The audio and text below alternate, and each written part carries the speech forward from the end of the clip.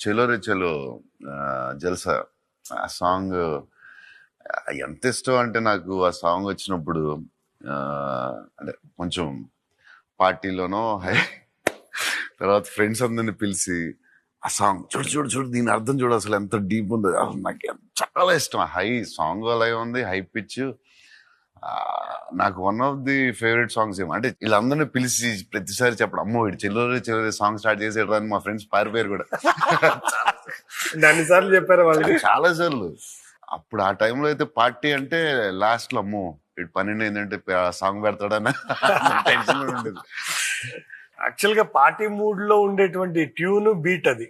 I don't know నాకు అది ఆ టైంలో అది వినాలనిపించింది మరి ఐ డోంట్ నో అది ఆ పార్టీ బీట్ కూడా అంత పెప్పిగా అంటే ఉంటుంది. దాంట్లో చాలా ఫిలాసఫీ ఉంటది కానీ ఆ పెప్పింగ్ ఉంటుంది డెఫినెట్ గా హైలో ఉంటది బాగుంటది.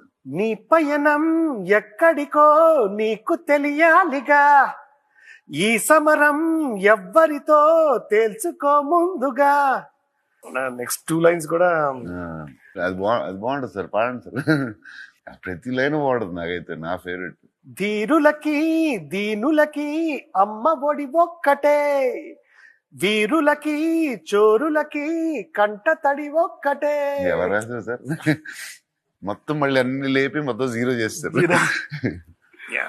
అంటే మీకు ఇందాక మనం ఒకసారి మాట్లాడుకుంటున్నప్పుడు మీతో అన్నాను కదా సార్, ఇవన్నీ కూడా స్పిరిచువలిజం లో అన్నమాచార్యుల వారు బ్రహ్మం ఒకటే లాంటి కీర్తనలో నిండార రాజు నిద్రించు నిద్రయును ఒకటే, అండనే బంటు నిద్ర అది ఒకటే, అక్కడ రాజు నిద్రించే నిద్ర ఒకటే బంటు నిద్ర ఒకటే అని